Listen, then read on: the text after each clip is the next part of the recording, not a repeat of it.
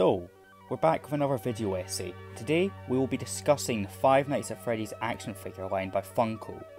In 2016, the toy company Funko, who were best known for their Funko Pops at the time, was given the license to the popular indie game at the time, Five Nights at Freddy's, and with that license, they created a lot of toys and merchandise, including plushies, mystery minis, some pop figures, and the topic of this video, action figures.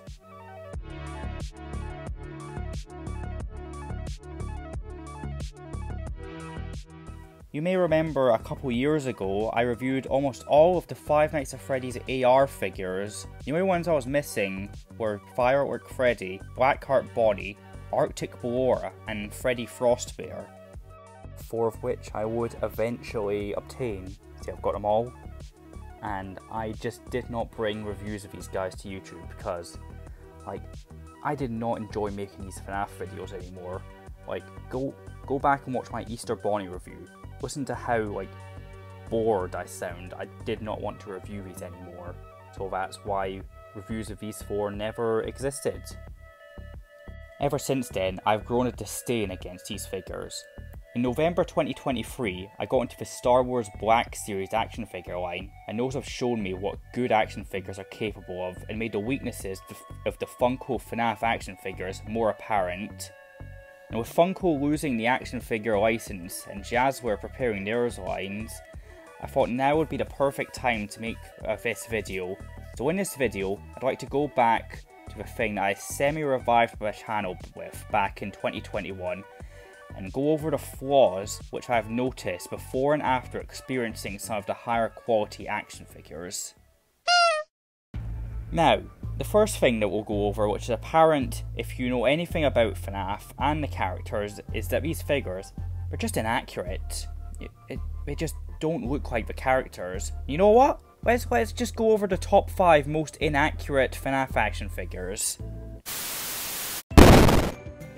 In number 5 we have Blackheart Bonnie, who has swollen gums and sharp nightmare teeth. Yeah, that's totally accurate to the character.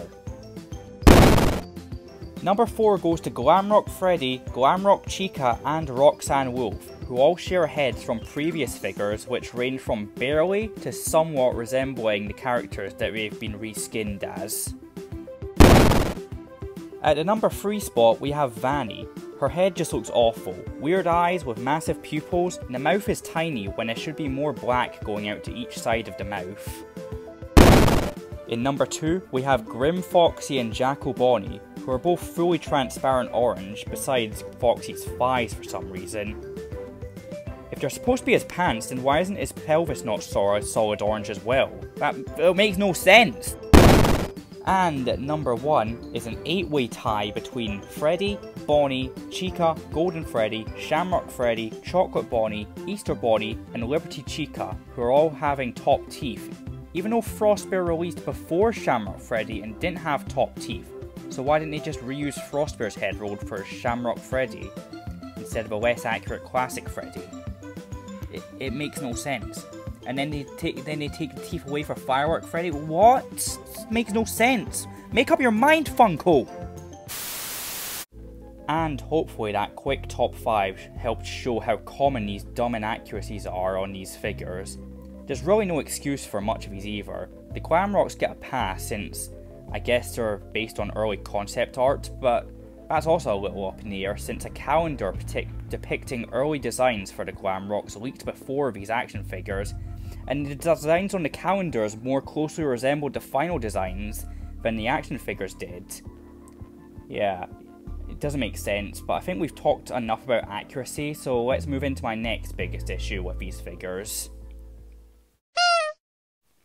So, if you're familiar with action figure scaling, then there are 3 main scales for action figures.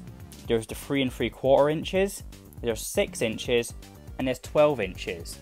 The Funko action figures are about 5 inches tall. They fit into no scale.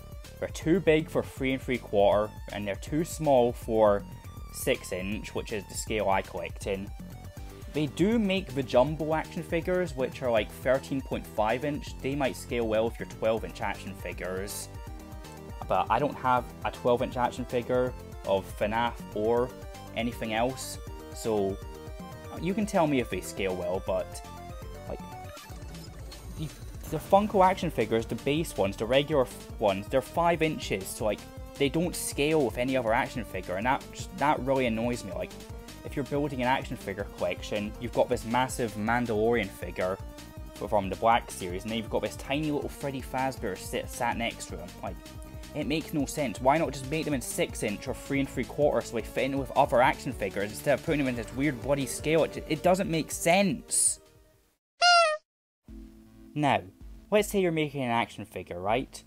What accessories are you packaging with the figure? Are you packaging a good selection of accessories? Or are you literally just including the essentials, and in cases where the character doesn't use accessories, just including nothing? Because the latter is what Funko does with their FNAF figures.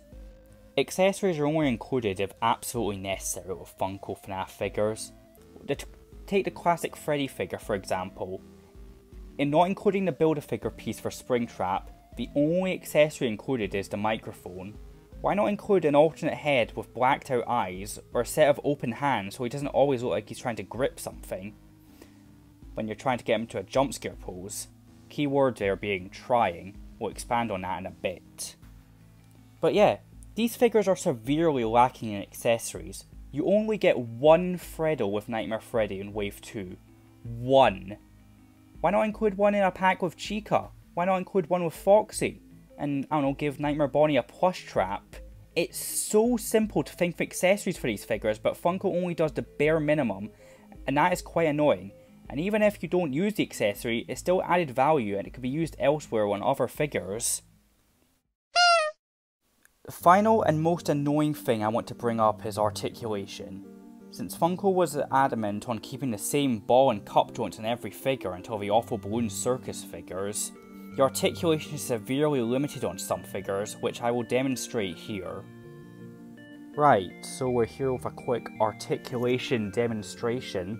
We've got one of the worst articulated figures in my opinion. We've got one of the best articulated figures in my opinion. And we've got Shamrock Freddy here because he's a pretty basic FNAF figure. He's like the base Freddy mode, and we'll start with him and show how much articulation he has. So like you can see, here's his elbows. Here's how much they bend. Like, that is not far at all. That's pretty embarrassing for an action figure. But yeah, you can, I don't know, you can kind of get his arms up. Like, the cup joints are pretty restrictive on what you can do with this. And also the grippy hands. Those aren't great. The legs, they don't really kick out unless you like swivel the thighs. Or even then, like, you can barely get them to sit. Like, I don't know, maybe, it looks like he's dancing, I guess. On stand. And then we'll take a look at the worst articulated figure first out of these two. Here's Dreadbear. Look at that. Very, very small elbow bend. He can do a T-pose, which is pretty good for an action figure. It may look like it, but there is no waist articulation on this guy. I didn't talk about head articulation with Shamrock Freddy, but there's a ball joint up here. You get next to nothing. Like, that's all you get. But I mean, it does swivel round. And then the legs. Oh, it just broke off. That is a problem. These things break off. I think I've talked about that already with the switch swapping parts feature. Like, look at that. No, it's less than the other one. Less than Shamrock Freddy. We'll just put him down in this like T-pose. Be careful not to hit Vanny. There we go. And Vanny is probably one of the best articulated ones because she's so skinny and slender. You can get a lot of articulation out of these. That's a full 90 degrees in the elbow. You can get her arms all the way around here, touching her other elbow, or shoulder, sorry. You can get quite a bit of up and down on her head. Turns her around 360. And her hand swivel, all of her hand swivel. Yep. Her legs, yep, you can get her very... Her legs are splayed, but you can get her into a sitting. Like, you can get her, kind of get her to sit. Like, it's better than the other two. Maybe. It's better than the other two. But the knee bend, that is quite good for a FNAF action figure. But yeah, that's probably the best articulated figure, and that isn't even the best. Oh, and this one also has a waist swivel. This is the only one of these three that has waist swivel. It's very, what's the word for it? It's not consistent for between figures, because some of them will have waist articulation and some of them won't. So I wanted to bring up these two figures right here, because these two actually introduced new joints from, like, after the line started. So these are like some of the only new joints added to these figures since the way the line's debut. And what Blackheart Bonnie brings to the table is he brings foot swivel, which is absolutely useless because all you can do with it is you can make it look like he has a broken foot. That's very useful, isn't it? I don't know why you'd ever want that. He's not going to stand. I'm not going to bother to get him to stand. He'll just lie down. And Santa Freddy, he actually brings a decent new joint to the table. He has ball joints at the wrists. Like, look at that. You can get up and down, left and right. Look, there's a ball joint in there. And that would be really helpful if he came with something to hold, which required two hands. But he doesn't. So fuck you, Santa Freddy. Hey y'all, so Euan has requested me to do a little video on the balloon circus figures. So, camera, there we are. So, the basic articulation of these guys is a ball joint at the head. There is a swivel at the shoulder and the elbow. Albeit that one kind of snaps, it's not really a very fluid movement. His carrot fell off. Grip hands, just so you can grab shit. And then there's a swivel at the leg and the foot. So just very, very basic poses. You really can't do much with these guys. They're probably some of the worst articulated figures in the FNAF line. Especially for something like this, when this is like $10 as well. It kind of makes you think. Yes, the small figures, which is just Foxy and Freddy, have joint movements here, on their shoulders, their ankles, and their pelvis, along with a ball joint at the head like he does. So just don't have any of the elbow joints.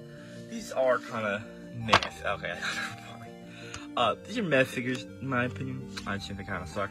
I just don't like them, to be honest. But yeah, I think that's everything for these guys. I don't think there's really much else to say besides that these figures are kind of lame. But whatever. Bye.